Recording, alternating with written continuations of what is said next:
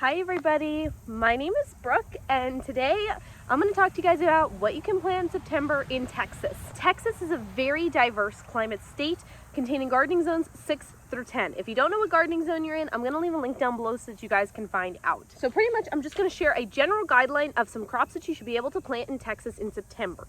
Depending on what zone you're in, the timing of these might be slightly different. So we're going to talk about some vegetables, herbs, a couple of flowers that are my favorites. I don't really do a lot of flowers, so I'm just going to share a couple that I'm probably going to do this month.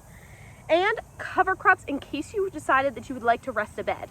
Where I am in zone 8B, we can actually have a garden all year round, so I rarely put cover crops in my beds. But let's get right into the vegetables because this is a very exciting month. Your summer crops may still be hanging on, but it's actually time to start putting some of your fall crops into the garden. Yes, I know, in some places it's still very, very hot. That's why I said the timing of these might be slightly different. A lot of my fall crops aren't going in yet for at least a couple of weeks. First up, leafy greens.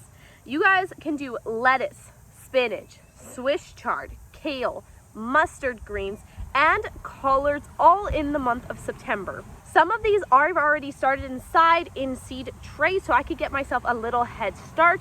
But on top of that, this month you will be able to sow them directly outside. If it's still a little hot where you are, just do what I did and put some inside to start yourself if you would like to have a little earlier start than most. Brassicas are also one that you're going to want to do this month, and a very exciting one because we don't really have a long growing season for them here, so it's always exciting to get to do brassicas in the early spring and the fall. These ones you should try to start as transplants if you can. I already started the ones that I wanted, or most of the ones that I wanted inside, and I'll probably go ahead and start some more inside now. I'm not going to be putting these outside by seed as of right now. If you don't know what brassicas are, I'm talking about broccoli, cabbage, cauliflower, and Brussels sprouts. If you had trouble with them in the spring, I personally have a lot of trouble where I am with them in the spring. Fall is so much easier with these. For anyone in zone 8 or higher, I do really recommend those starting them inside now and not moving them out until it starts to cool off a little bit. Next up is root crops. These, I think that I'm going to be able to start these outside within like another week, maybe 2. These should be okay, I think, very, very soon. It's only been getting up to like 100, which it's so we can see like that decline in the overall temperature happening already. So for root crops, I'm talking about beets, carrots, turnips, and radishes. These are the main ones that I will be doing. I already have some volunteer carrots popping up in my garden, which is sort of giving me an indication of that I can probably go ahead and start these by seed, maybe even now. These are all very easy to do. Highly, highly, highly recommend. If you have hard clay soil here like we do, maybe put your carrots in a bed. I find that they do better. Beets and turnips though, I've been able to do in ground even in my clay soil with no problems. Radishes I normally do in beds just because they're small and I don't like putting them in the ground because they get, they're sort of hard to find. Now let's talk about alliums. This is one that I wouldn't do until at least the end of September, and you might actually want to wait until October for some of these. I'm not doing alliums yet in 8B.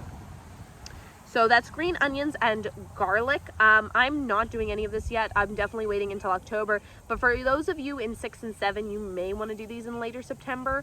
Just keep an eye out for your temperatures, guys. Keep an eye out on what your local neighbors and friends are doing and start to follow off of that. A couple of other cool season crops that I will probably be putting in my garden once it starts to cool off is sugar snap peas and snow peas. Peas are one of my favorite crops and they're so expensive in the store, and we have such a short season for them in the spring. I can't resist not doing them in fall. I have to have some in fall, and as soon as I can, these are going out. Next, let's talk about herbs. A big one that people have been asking me about is when can I put out my cilantro? I think I've been addressing this in the last 2 months now. It definitely needs cool weather. Where I am, I'm not going to start cilantro yet. As soon as your weather starts to cool off, which might be this month depending on where you are, go ahead and move it out. Fall is the best time to start cilantro.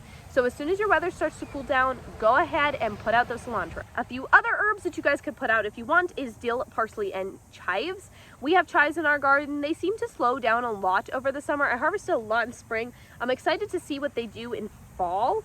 This is our first year with chives. I planted them in the spring here. So we're gonna have to see what happens with that. Dill and parsley is also a great one to just have in the garden in general, and a highly recommended one for me. You may have noticed that I'm not filming in the garden today, and like I said, it is 100 degrees here. It's still very hot. it's a little hot for me. And so this is the only spot that I could find on our property in the shade right now. So yeah, I'm not filming in the garden this time because the whole garden's in the sun right now. Let's talk about a few flowers that I'm going to plant personally. There is like a large list of flowers that you can plant right now, but I personally like don't know a lot about it, and so I can't even like verify that you can plant them right now.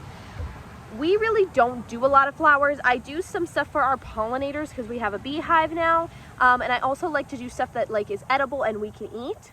So the two that I'm probably going to do is calendula and nasturtium. Calendula is great. It's an herb. You can use it for like burns and stuff, and so we like to have calendula.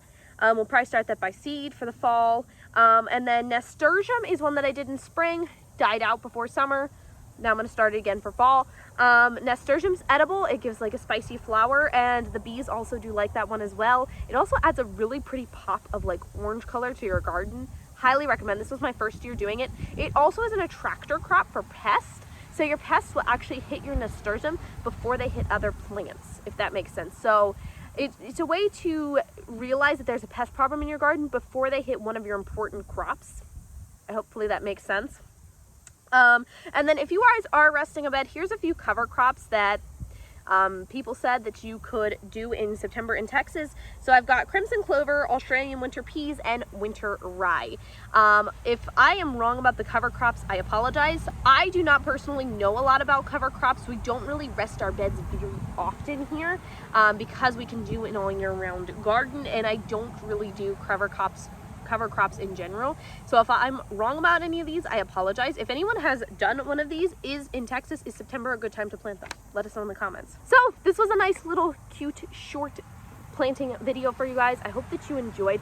For our channel members, your guys' monthly September gardening checklist for zones 3 through 11 is now down in the link in the description for you. You guys can click that and then go to your printable and downloadable garden checklist. Hopefully that's helpful for you. It should tell you what to plant in your zone, what tasks you should be focusing on this month, and what you can be harvesting. Right now, a lot of my summer crops are starting to look a little spent, but hopefully I'll be able to get my fall crops in before they're completely spent. I'm hoping to have a nice fall garden this year, and I hope that you guys do as well. So please make sure to like this video, share it out, let us know in the comments where in Texas are you from, and don't forget to subscribe.